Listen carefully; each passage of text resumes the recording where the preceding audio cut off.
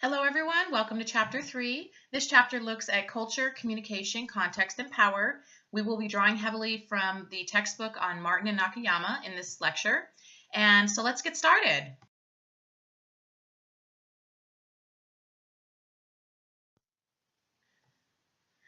From the social science perspective, when we look at culture and communication, issues related to context and power, again, we're going to emphasize the fact that culture is something that is learned. I acquire my culture through a series of various experiences that I go through throughout the course of my life.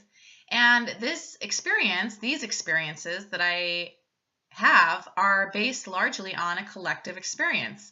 Well, what do we mean when we say that culture is something that is manifested or created through collective experiences? Well, as I've stated before in this course, collective cultures may be limited or may be involved in terms of our family systems. So what are the types of communication norms that characterize interactions in our family system? Do we have a family system where people are very direct with their communication, or are people more indirect? Do we have a family system where people tend to communicate more loudly? Maybe there's a lot of children, and so in order to be heard, you have to speak up loudly over the other kids in the house. Or maybe you come from a family system where silence is valued and speaking out in a loud way is seen as something that's offensive. So, we all have different family collective norms. These types of systems tend to shape the way that we view the world and the way that we approach communication. So it's important to be aware of the impact of that on our views of self and also on our views of other people who may communicate in very different ways.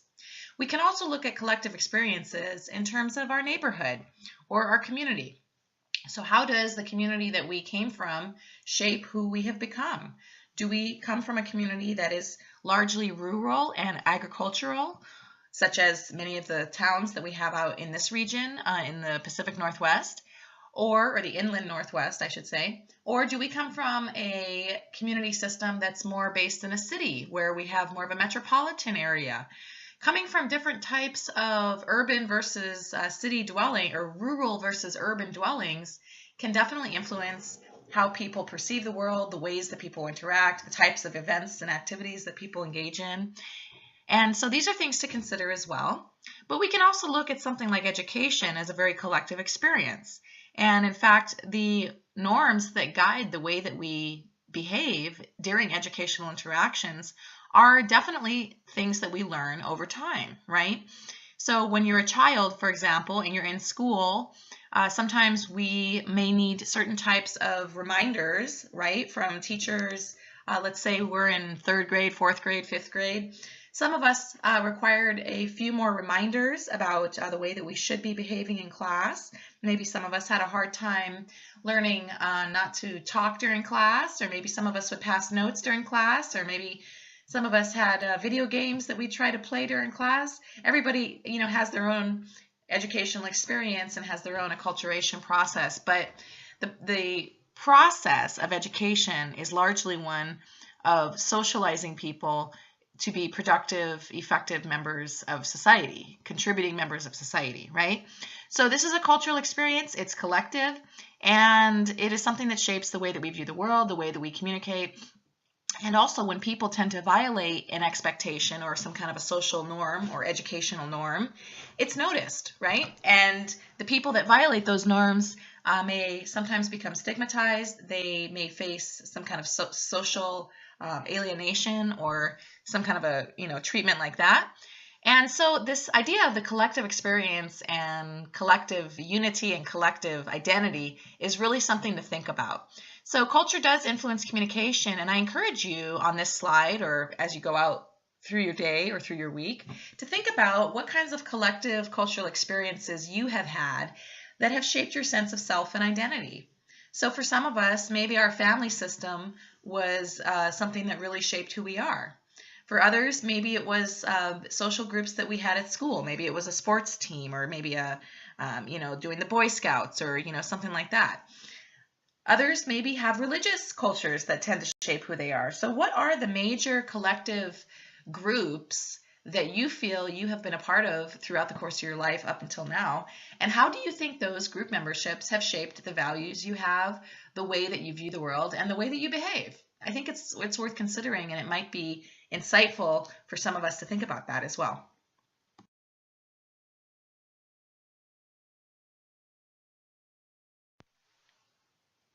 From the interpretive perspective, culture is something that is historically transmitted through verbal and nonverbal communication.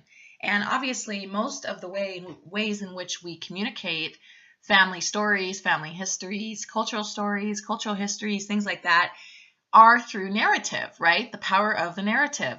So, in the beginning of this class, many of you did the assignment where you got to do your family tree and you got to look at your ancestral journey to the United States of America. What were some of the challenges that your family faced? How did they overcome those challenges? Things like that. So from the interpretive perspective, the power of the narrative, the power of storytelling, the power of the symbols that we evoke during verbal and nonverbal communication, in which we do tell these stories and transmit information to the future generations. These are very profound aspects of the way in which culture is both cultivated and, of course, preserved. And through the interpretive perspective, we can look at the ways in which symbols give us meaning, right? So, for example, if we looked at the ethnography of communication, right, and we wanted to look at a type of a cultural system that evoked symbolism, we could look at religion as a type of a cultural system that most people have some experience with, right? And so what are some of the symbols that the religious system that you identify with tends to evoke, right? Tends to use, tends to celebrate. Sometimes these symbols are little small artifacts that you can wear on your body, right? Sometimes you might see people wearing a necklace or a pair of earrings that depicts their different spiritual or religious background. Other people from different groups may indicate their spiritual connection or their ancestral connection, if you will, through doing tattoos. I know in Hawaii, they have a lot of folks who have a tribal tattoo, and it's different than the mainstream tattoos that you might see where you have, like one image on the side of your arm, right? These types of ancestral tattoos are more like a pattern of a band, and it actually the band, whatever the pattern is on the band, tends to actually wrap around the entire arm or wrap around the entire foot or the ankle or the leg. I've seen people with tattoos on their legs, their arms, but this is more of a tribal, indigenous way of symbolizing their identity, right? This is a little bit different than someone who wears a cross, let's say, because they believe in, the Christian religion, right? So we can look at both of these types of symbols as symbols that create meaning, that have significance for the people that wear them, right? And these symbols also tend to ground people or connect people to their values and the ways that they practice. And so these types of symbols tend to serve as a constant reminder to many of us, really, about where we live in terms of the values we have, in terms of the way that we approach the world, in terms of how we deal with challenges in the world, right?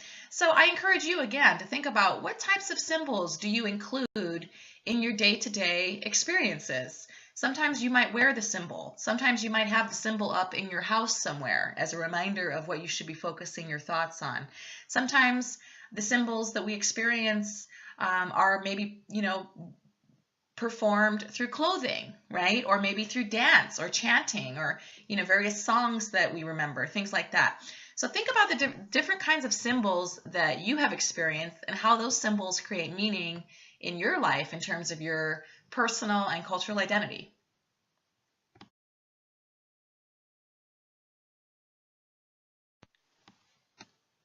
From the critical perspective, we can think about culture as something that is considered to be heterogeneous, okay? When we say that something is heterogeneous, we are saying that it is not homogeneous. So when we think of something as homogeneous, we think that things are the same, right? So if we say, oh, well, that city is very homogeneous, we might be making a comment about how there is a lack of cultural diversity in a certain place, right? So when we say that culture is something that is heterogeneous, what that means is that in any culture or within any country, if you will, there are going to be many subcultures that exist as sort of a type of an umbrella underneath the umbrella of the overarching culture that is a part of that nation or that system, right? So what does that mean, that there are subcultures? Well, part of what it identifies is that there are different people from different race groups, different culture groups, different genders might serve as a type of a culture, okay, or a subculture.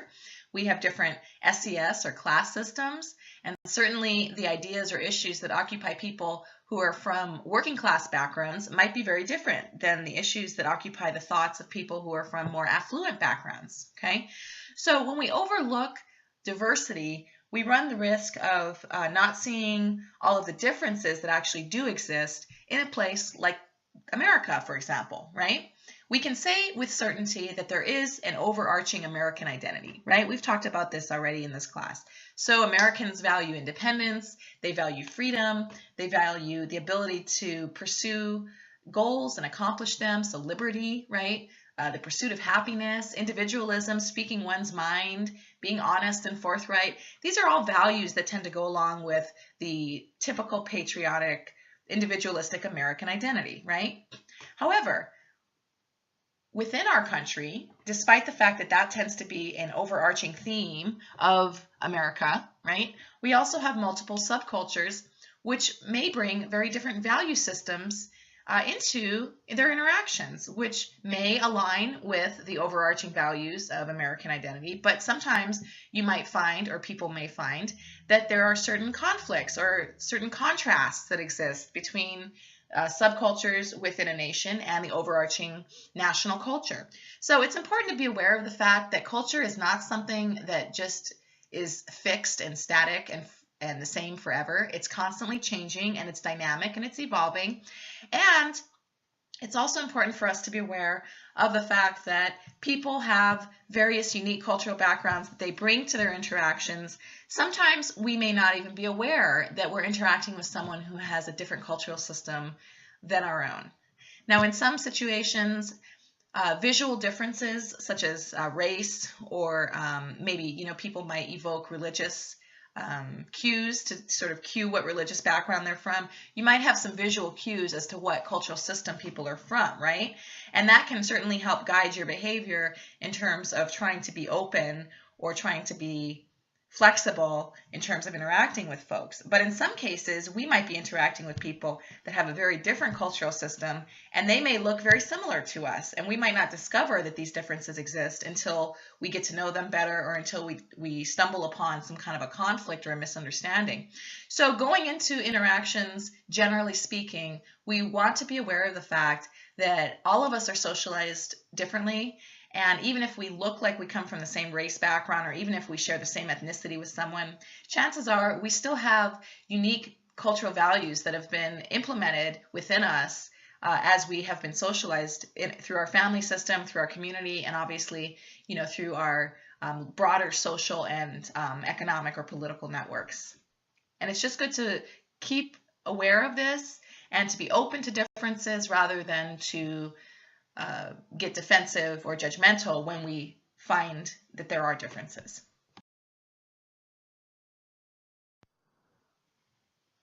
When thinking about our group membership or our group affiliations, we can look at the way that we identify with certain memberships based on primary versus secondary dimensions of group affiliation or group-based power, if you will.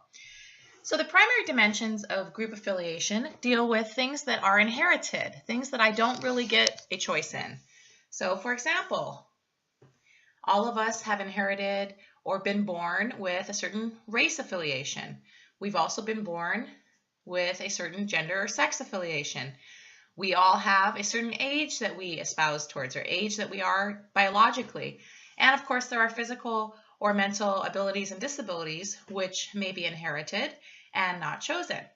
On the other hand, we can look at our group affiliations in terms of secondary or types of memberships that we tend to select ourselves.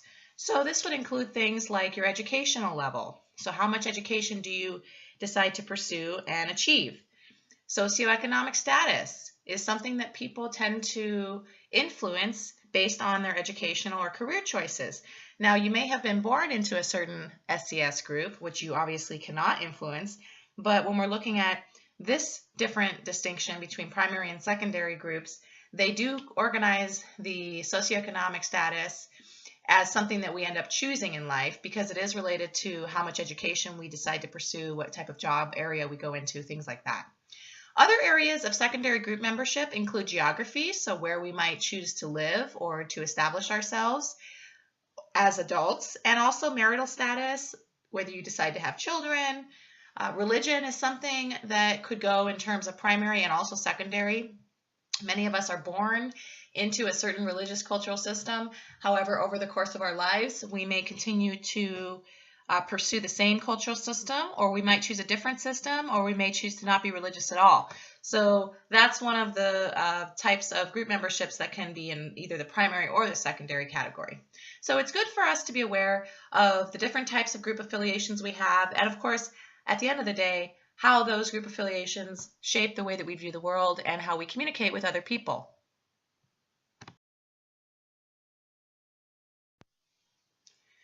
When looking at issues related to communication and power, there are 3 different types of power norms or power standards that we can analyze. So we can look at things like dominant power norms, which are basically the standards by which we operate in a society.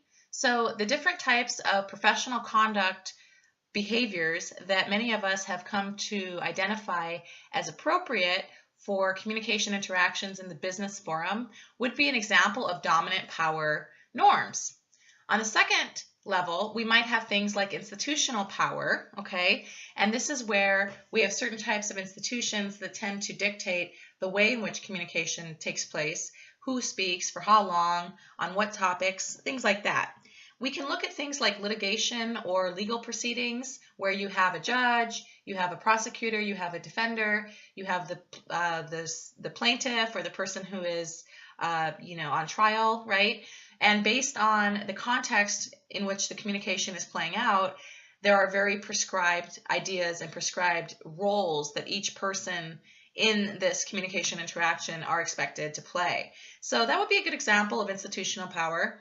And then we can look at things from more of a macro perspective and look at things like dynamic power, which deals with two-way interactions. So a good way to think about dynamic power in terms of the modern capitalist system that we live in would be to look at the way in which the media that we oftentimes consume, whether it's through television, radio, film, commercials, the web, Twitter, Facebook, I mean, these are all different forms of media that we consume, right?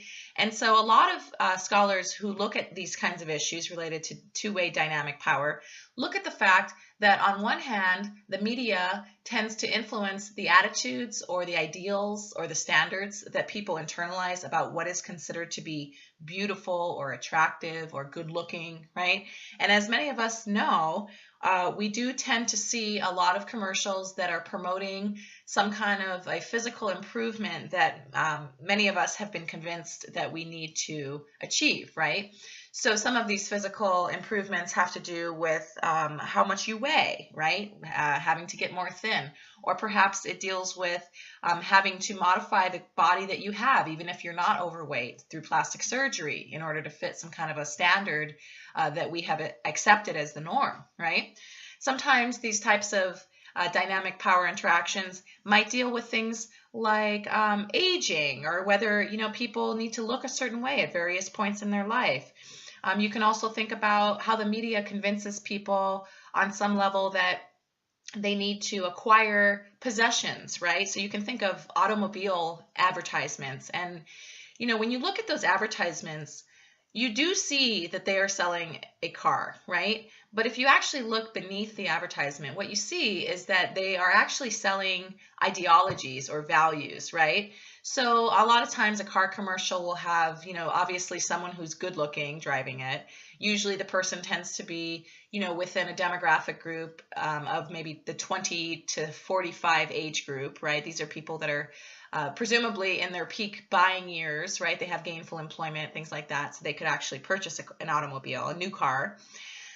You also tend to see that there are different types of values that are evoked in these advertisements, right? So you have a car that's driving along a a road that's, that's next to the ocean, and you have like a really great view of the sunrise. Or sometimes like the Subaru ads, they'll have cars that are going off road and, going to, where no other car has been before, where you get to watch the deer that are standing there.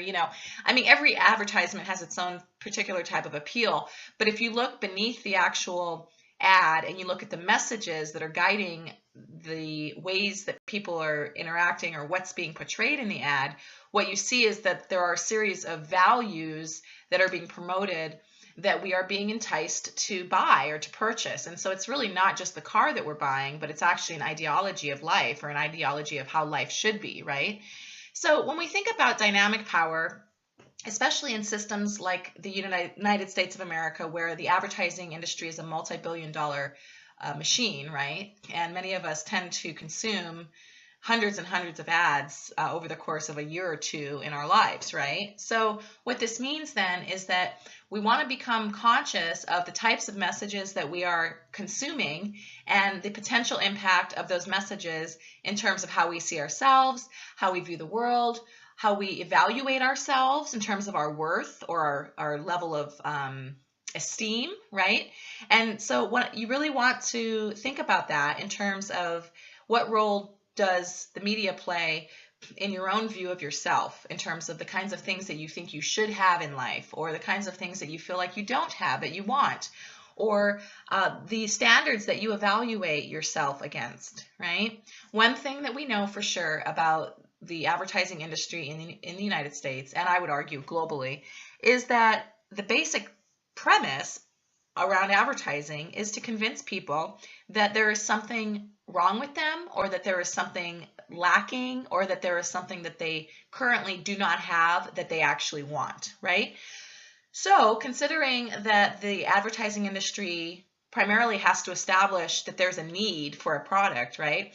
What they do a lot is they tend to have advertisements that tend to play upon people's insecurities, or play upon people's deepest desires or deepest needs, things like that.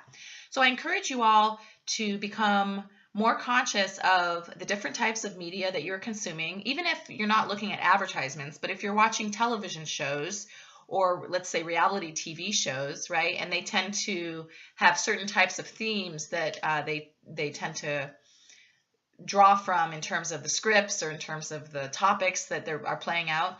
Become more conscious of the types of media that you're consuming, and also start to become more aware of what the messages are that you're taking away from those media, whether they be actual television shows, films, or advertisements. Some of us might realize, after becoming a little more aware of the messages that we're consuming, we may begin to realize that some of the things that we struggle with in terms of feeling like we're not good enough, or not, rich enough, or smart enough, or pretty enough, or handsome enough, if that's your thing, right? A lot of times those ideals tend to be cultivated by the media. So I encourage you to get more conscious, or to at least pay attention to the types of messages that you've been consuming, and what effect those messages have, if any, on your sense of self, on who you want to become, on the values that you have, and things like that.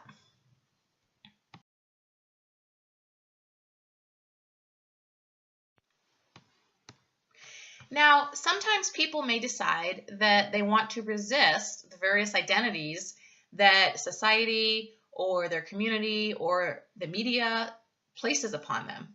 So there are several ways that people can resist different types of agendas or different types of ideologies that may be placed on them. One of the first ways that people resist is through rejecting the actual attitudes or ideologies or views that are being placed upon them, okay? So in the case of the media, if we just were thinking about the impact of the media on our sense of self and our sense of self-worth, and how much, we value our life as it is, without all of these bells and whistles that we're constantly, being sold, right? We can just basically, on some personal level, refuse to accept that those types of standards are the standards that we want to evaluate the quality of our life by, right? So that's one very simple personal way that people can reject or resist ideologies. A second type of resistance deals with personal behavior. So how do I enact this value through the way that I behave, right? So when we're looking at cultural issues, for example, we can think about someone who has immigrated to a new country, for example, and we can look at the way in which their personal decision to wear their original cultural dress shapes who they are, how they see their identity. It also sends a message to other people in society about how much they identify with their own culture, about how they want to preserve their culture, okay? So we can look at things like how people may wear original cultural or religious attire after they have immigrated to a new country, and we can look at that as a type of a social resistance to assimilating to the dominant standard of dress or attire. Now, some of these decisions may be motivated by religion, or we've discussed before how a lot of women who are from Middle Eastern or Jewish cultures will actually wear a headscarf to cover their hair for purposes related to modesty. So in situations like that, we may not want to conclude that people are simply resisting assimilation, but in fact, the reason that they choose to adapt or to not adapt their clothing to U.S. standards are primarily for religious cultural reasons that are very near and dear to their heart, okay? So this is not a blanket explanation of every behavior that people do, but we do want to consider all the various types of reasons why people may adapt or not adapt to cultural norms once they arrive to a certain country or to a new place of living. We can also look at communication and resistance as it might play out in more collective behavior, such as through social behaviors that might take place through groups that organize for the purpose of improving the quality of society or the country or whatever. So we can look at things like strikes, boycotts. You know, sometimes maybe you have memory of this. Sometimes news will come out about a certain organization and how they do not have good work practices or humanistic work practices for people that work for them. So if that information comes out, sometimes you might hear that this company employs children, you know, in Mexico that, you know, have to work 20 hours a day, or, you know, these really, really sort of extreme conditions, right? So if you find out about something like that, people may choose to engage in a type of collective resistance, such as boycotting that company or not buying things that that company makes. People can also engage in social behavior such as strikes or marching. We've seen that happening a lot in the media lately based on some of the racial issues that we're still contending with in the USA. So we see that social behavior is definitely one form of resistance that we want to be conscious of, and connecting or leading from social behavior, developing into political behavior, we can see that a lot of times the legal policies or the laws or the different types of things that are implemented into legal and political code tend to actually begin with groups of people who are organizing socially that have a goal that they are trying to accomplish, right? So we can think about grassroots activism and policy issues that have developed among a multitude of different types of social organizations. One good organization to consider that has done this, that started with a group of concerned mothers that were against drunk driving, is Mothers Against Drunk Driving, so MADD, right? And many of us already know about this organization. We've heard about this organization, and based on many of the collective goals that this organization have set in the last 30, 40 years in the US, we know that there have been laws that have been changed about drunk driving based on a group of mothers who got together that were fed up with, you know, their kids being the victims of people who drink and get behind the wheel. So we can see that social behavior is a very powerful form of resistance if it's harnessed correctly and if it's organized effectively. And so we can think about that in terms of how cultures might change themselves, or how national culture might change over time based upon the personal views, behavior, social organization, and eventual political behavior of many subcultures which can exist even within the same country.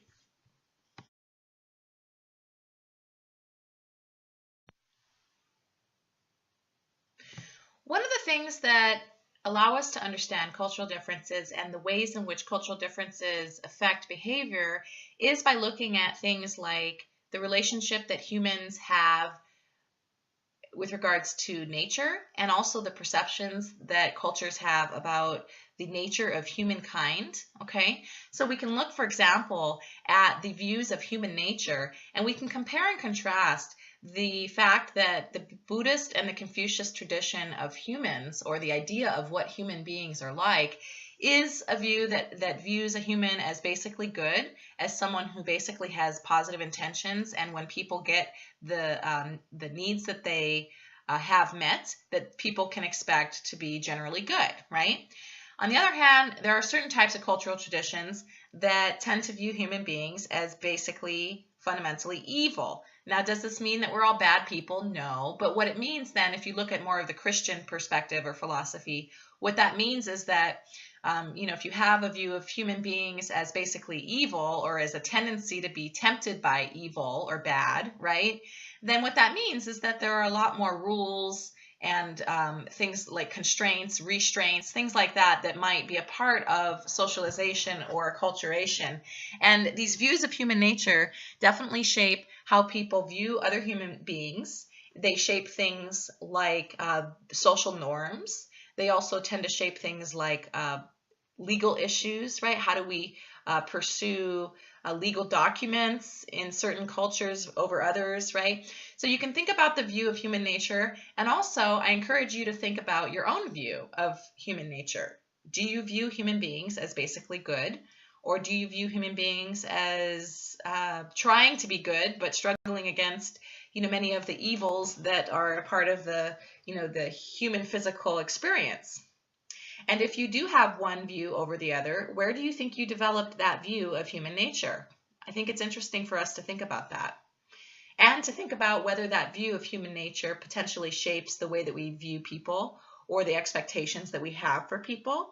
This would be something that would be useful to consider. We can also look at things like the relationship that people have with regards to nature.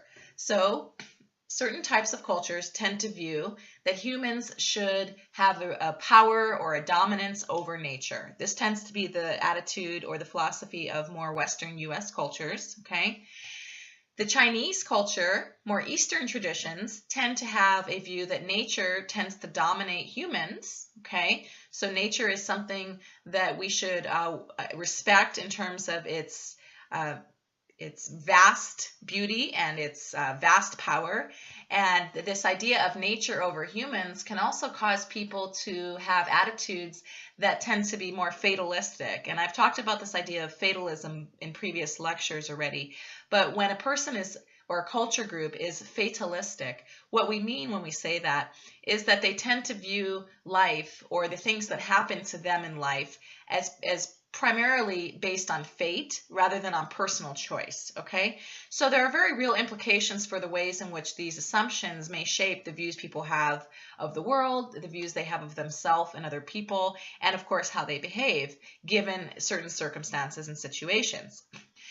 From the Native American perspective, however, or other types of indigenous perspectives, such as Native Hawaiian perspective, we can see that the view of humans, or the relationship between humans and nature, is one of harmony in nature. So how do we set up our city and our community and our life in a way where we are in harmony with nature? We're not dominating nature, we're not letting nature dominate us, but we are living in a peaceful coexistence with nature where we don't exploit the environment, or we don't exploit wildlife or exploit water or things like that, resources, right?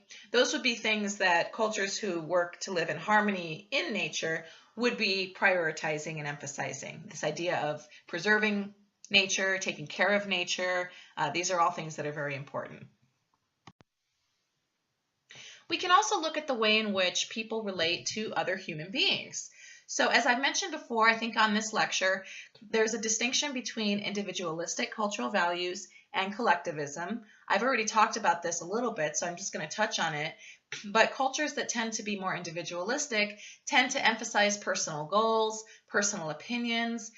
Individualistic cultures tend to value people who are assertive, who are honest, who are forthright, who are willing to confront issues openly to resolve them, okay? These are individualistic cultural values. Collectivism, on the other hand, deals much more with maintaining the group harmony, with preserving the wishes or the needs of the group over my own personal desires or my own personal goals. So people in collectivist cultures are probably going to communicate in a way that is much more oriented towards saving face of other human beings in their group, towards preserving the harmony in the group, which would probably mean that they're likely to be much less confrontational or direct when there's a conflict, because a confrontation is seen as something that could take away from the ability of the group to maintain its cohesion. Also, collectivistic cultures tend to be much more focused on the history of ancestors, culture, things like that. So we can think about the relationship that exists between humans, but we can also look at the preferred activities or personalities or way of viewing activity based on culture. So in the West, in the Puritanistic tradition, especially of the USA, we tend to have an emphasis on doing things. Okay, what this means is that many of us are focused on being productive. The quality of a person's life, or the quality of the way that they have spent their time in life, tends to be evaluated based on how many accomplishments they have. It might be based also on things like worldly possessions. So how much do you make in the world, or how much? What does your house look like? How big is it? What kind of car do you drive? Like, these are all productivity symbols, right? If I have a nice car and if I have a nice house, that means that I have a good job, which means I've been productive. So you can think about the values in terms of activity and how they shape our day-to-day interactions and the things that we spend our life doing, right? Like, if I value productivity, I'm going to value being busy and being accomplished. Whereas if I'm from an Eastern tradition and I value the idea of growing as a human being, I might focus a lot less on being productive in terms of my work outcomes, and I might focus a lot more on my relationships with people. How am I growing closer to the people that I love? Or how am I growing as a member of my community? Or how am I growing or helping my community to grow and to develop in a way where the future generations will have something positive to look forward to, okay? So the Eastern tradition is more about growing and experiencing things and living in, this state of being connected to our community and our families, things like that. And through that, we grow into better people, or people that are more developed or mature or advanced, okay? And in comparison to doing and growing, we can look at the South American tradition, which is really about just being in the moment, right? And so what does it mean to be in the moment? Well, if I communicate with people based on a life philosophy that emphasizes being in the moment, then I will be more likely to give people my full attention, probably, right? If I'm not thinking about what I have to get done after that interaction, I won't be checking my phone or coming up with a mental checklist of the various things I need to accomplish that day. I might just enjoy the process of spending time with family or friends without actually accomplishing anything together, right? So what do people spend their leisure time doing together? A lot of these types of preferred personal activities are very culturally informed. And so I encourage you all to think about, what type of a personal activity value have you been socialized to cultivate? And where do you think you got those types of values? And how do you think those types of values may shape the way that you approach communication with people?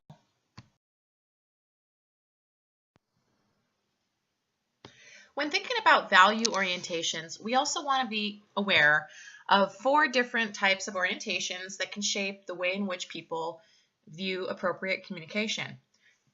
The first of these is power distance. The second is feminine masculine. The third is uncertainty avoidance. And the fourth is orientation that people have to time. We're going to go through each of these one by one.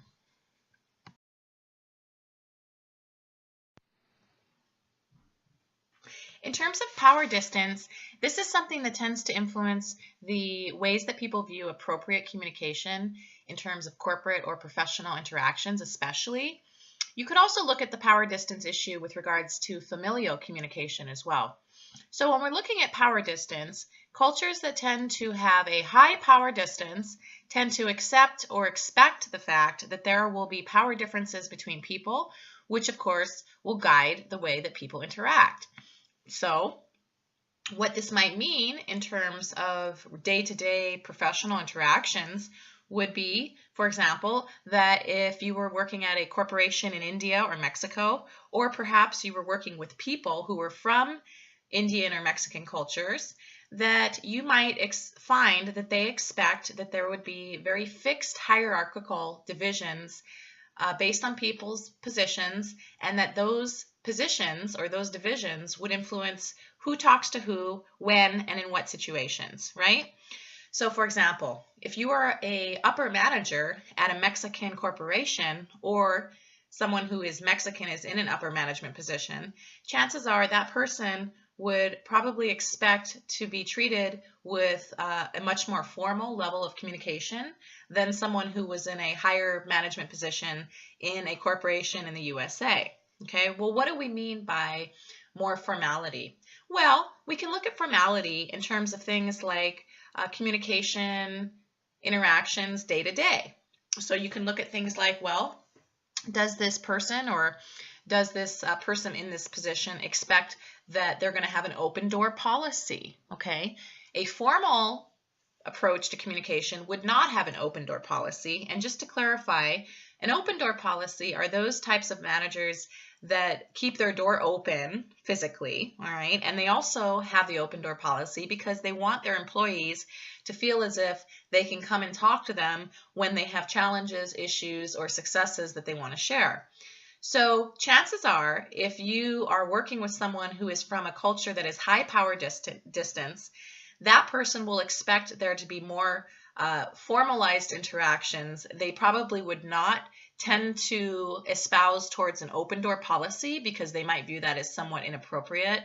And there would be more formal expectations in terms of communication. So if you were going to meet with a manager who is from a high power distance culture, you would probably want to go through the formal lines of setting up the meeting, showing up at the meeting on time. When the meeting is done, or when the schedule has said that the meeting time has come up, you want to end the meeting. You want to probably address this person in a more formal way, such as Mr., Ms. Perhaps you want to address them by their title. So we can think about the way that this value orientation of power distance shapes the way that people approach communication, and what can happen when people have differences in perceptions of power distance. You can imagine that there is a likelihood for miscommunications. There's a tendency for people to feel offended because there perhaps was certain protocol that was not followed that they thought should be followed. On the other hand, we can look at low power distance cultures. Power distance cultures that are low in that expectation tend to perceive that less hierarchy is better. So if you're working with people from a low power distance culture, or you work in a corporation in a country that's low power distance, you can probably expect that they will view the interactions in terms of wanting to have less hierarchy. There's probably less formality. There's a greater likelihood that people working in companies like this that are low power distance would be more likely to have an open door policy. You might be able just to stop by if they're not busy and chat with them for a couple of minutes, all right? You might be able to address them by their first name rather than by their last name or by their professional title.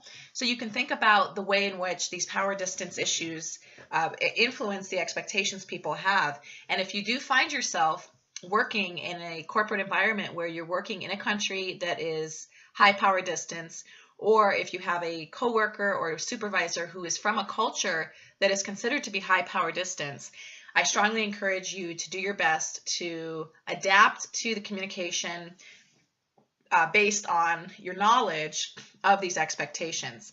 Now, another thing that you can do if you're not sure is you can wait for them to take the lead. You can kind of just, hang back and maybe not be too assertive. And this is generally a good idea when we're dealing with people from different cultures, especially if they're in a position of power over us.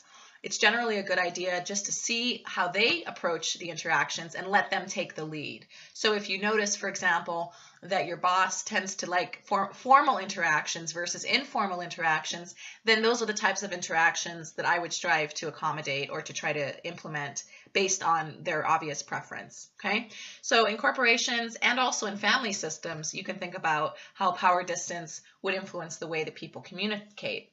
In family or community systems, you would expect that people who are from high power distance cultures would be much more respectful to elders or to people that are perceived to be in higher status social or community positions. So it's important to be aware of that as well, and to hopefully incorporate this knowledge in terms of how we approach interactions with people, especially people that have different value systems than our own.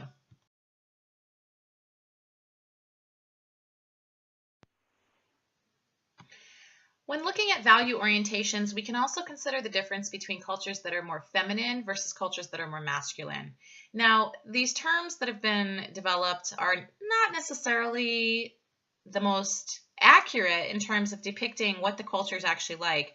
But it's an interesting choice of terminology. But even still, in terms of the cultural awareness that it brings forth about the differences between cultures, it's a very useful paradigm to think about. So when we're looking at feminine versus masculine cultures, we're looking at several things, but primarily we're looking at things related to how people relate to each other in terms of gender-specific roles. How do people deal with things like conflict? How do people deal with their everyday life in terms of the relationship that they have with work and productivity, things like that? Okay, so when we're looking at feminine cultures, there tends to be a greater emphasis on equality between the genders or the sexes, and the cultures that are feminine also tend to have more of an emphasis on a greater quality of life for all people. So we can also see that feminine cultures tend to approach things differently in terms of conflict. So a feminine culture would be more likely to approach conflict in terms of collaboration and compromise, whereas a masculine culture would be more likely to approach conflict in terms of using force or domination to achieve an outcome. We can also look at things like the ways in which people approach work. So people who are from more feminine cultures, they tend to view the idea of work as something that they do to survive. So you work to survive. You don't live to work, right? So they tend to emphasize more a higher quality of life over higher productivity, okay? And you can think about how that might influence the types of policies that various countries might have about things related to work-life balance, right? Countries that tend to score very high on the feminine gender-specific measurement tend to be countries like Norway, Sweden, and Denmark. On the other hand, we have other cultures that tend to be much more masculine-oriented. From these types of cultural frameworks, the male and female role division is fairly gendered, meaning that the expectations that exist for men and women in society are based largely upon traditional notions of what men and women should be doing.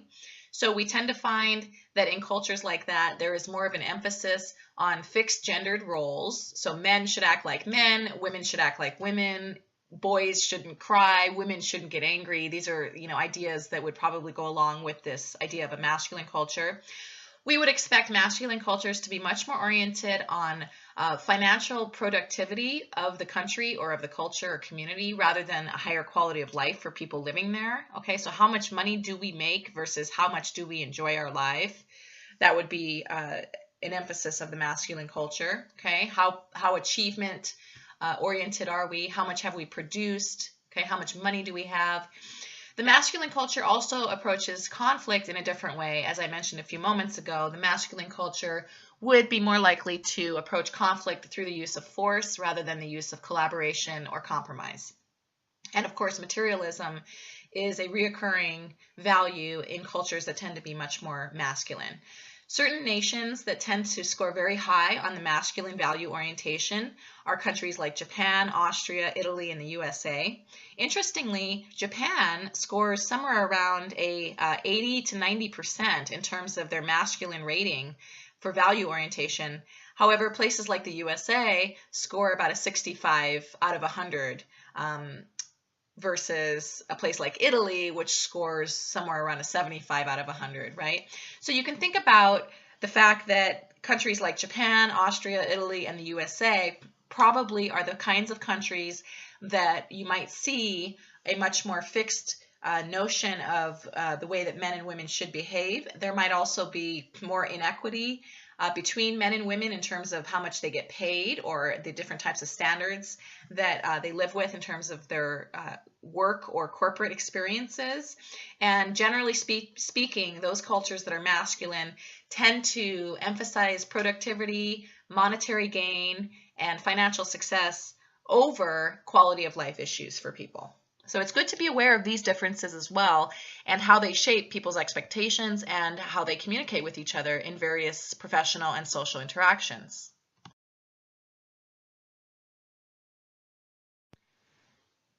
Another value orientation that's worth considering is that of uncertainty avoidance. And the idea of uncertainty avoidance deals with how much ambiguity, uncertainty, or areas of confusion people may be comfortable with having on a day-to-day experience or in a day-to-day interaction. So cultures that tend to have low uncertainty avoidance tend to have less rules, so there's more flexibility in terms of how people interact. They might value dissent or discussion or critical thinking more, and they might value people taking risks more for the benefit of the corporation or the business or the family system or community, right? So countries that tend to be low on their uncertainty avoidance preference are countries like the USA, Britain, UK, places like Hong Kong, okay? Now, in comparison, cultures that tend to be high in uncertainty avoidance tend to have very fixed rules. There are very fixed expectations about how people will behave, okay? And of course, what that does is that reduces ambiguity because people stay within their expected communication roles rather than diverging or doing something different, right? There tends to be a preference for less dissent and for less risk-taking, okay? And the value orientation that has high uncertainty avoidance tends to be oriented more with Japanese culture, with Greek culture, and also with cultures in Portugal. So one thing we can say in terms of this value orientation list, if you will, as with many research orientations, is that there tends to be a Western bias when scales like this are developed, right? So when we think about things like uncertainty, or we think about things like feminine and masculine culture, or things like how do we orient to time, the people that develop these types of cultural measures oftentimes tend to come from the West. They come from places like the USA or from Western Europe. And so it's important just to be aware with any kind of discussion of culture that even the definitions that we use to discuss culture sometimes may have certain cultural biases that can influence the way that we conclude ideas or the assumptions that we take away from a discussion on that topic.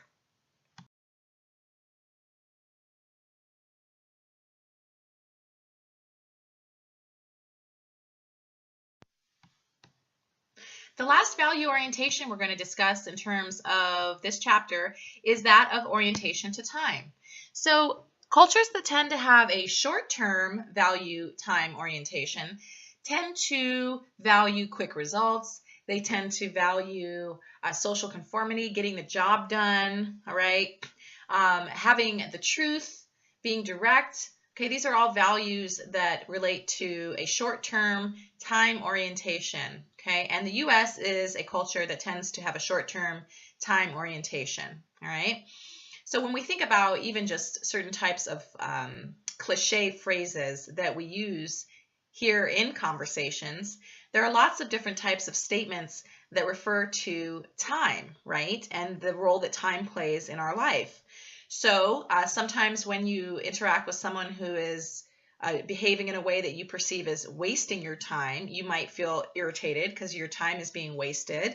We know that we can also save time if we buy a prepackaged TV dinner rather than cooking the whole meal from scratch. We also know that you can save time, you can waste time. Time is money, right? That's another phrase that we use in the USA. Time is money, time is money. So you can think about the orientation that we have to time and how that shapes the views that we have and the expectations that we place upon other people in terms of their behavior. In comparison, we can look at places like Japan, and Japan has a more long-term orientation to time, okay?